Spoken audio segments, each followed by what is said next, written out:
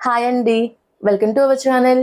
ఈరోజు రెసిపీ వచ్చేసి కోడిగుడ్డు వెల్లుల్లి కారాన్ని ఎలా ప్రిపేర్ చేసుకోవాలో చూపిస్తాను. ఇలా చేసుకుంటే ప్రతి ముద్ద కమ్మగా కడుపు నిండా తింటారండి. అంత టేస్టీగా ఉంటుంది ఈ కోడిగుడ్డు వెల్లుల్లి కారం అయితే. కోడిగుడ్డు వెల్లుల్లి కారాన్ని ప్రిపేర్ చేసుకోవడం కోసం ముందుగా ఇక్కడైతే నేను ఒక చిన్న రోల్ తీసుకుంటున్నాను. ఇందులో ఒక 20 వరకు వెల్లుల్లిపాయ రిబ్బల్ని పైన చెక్కు తీసుకుని వేసుకుంటున్నాను. ఇందులోని 1 టేబుల్ స్పూన్ జీలకర్ర, 2 టేబుల్ స్పూన్ వరకు కారం అయితే వేసుకుంటున్నాను. ఇలా కారం వేసుకున్న తర్వాత ఇప్పుడు ఇందులో ఒక 1/2 టేబుల్ స్పూన్ రాళ్ళ ఉప్పు అయితే వేసుకుంటున్నాను. సాల్ట్ కన్నా రాళ్ళ ఉప్పు టేస్ట్ బాగుంటుందండి కారంలో. ఇలా వేసుకొని బాగా మెత్తగా దంచుకోవాలి. మీరు కావాలంటే ఈ కారాన్ని గ్రైండ్ చేసుకోవచ్చు, కానీ గ్రైండ్ చేసుకున్న కారం కన్నా రోట్లో దంచుకున్న కారం టేస్ట్ బాగుంటుందండి. ఇలా దంచుకున్న తర్వాత ఇలా దంచుకున్న కారాన్ని పక్కనుంచుకోండి.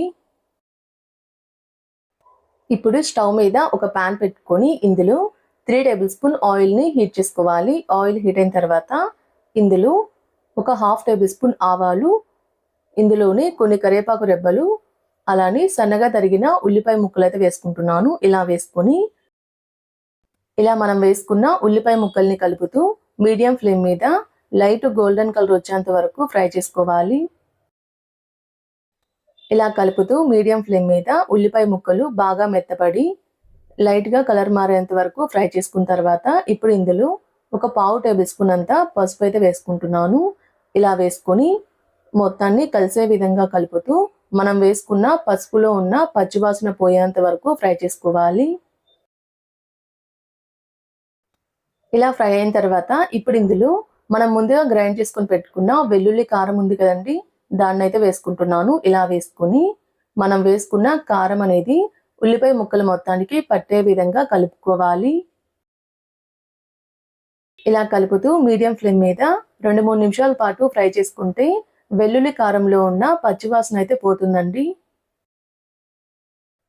పచ్చివాసన పోయేంత వరకు ఫ్రై చేసుకున్న తర్వాత ఇప్పుడు ఇందులో బాయిల్ చేసుకున్న 5 ఎగ్స్ని అయితే వేసుకుంటున్నాను. ఇలా వేసుకొని ఇందులోని సన్నగా తరిగిన కొంచెం కొత్తిమీరని కూడా వేసుకుంటున్నాను. ఇలా వేసుకున్న తర్వాత మొత్తాన్ని కలిసే విధంగా కలుపుకోవాలి. ఇలా కలుపుతూ మీడియం ఫ్లేమ్ మీద 1 నిమిషం పాటు ఫ్రై చేసుకుంటే ఎంతో టేస్టీగా ఉండే కోడిగుడ్డు వెల్లుల్లి కారం అయితే రెడీ అయిపోతుంది. ఇలా రెడీ చేసుకున్న కోడిగుడ్డు వెల్లుల్లి కారాన్ని స్టవ్ ఆఫ్ చేసి ఒక సర్వింగ్ బౌల్లోకి సర్వ్ చేసుకుంటే చపాతీ, రైస్ ఎందులోకైనా టేస్ట్ అయితే చాలా బాగుంటుందండి. మీరు కూడా ట్రై చేసి ఎలా వచ్చిందో నాకు కామెంట్ చేయండి. మా వీడియో మీకు నచ్చినట్టయితే లైక్ చేయండి, షేర్ చేయండి, మా ఛానల్ని సబ్స్క్రైబ్ చేసుకోండి. Thanks for watching.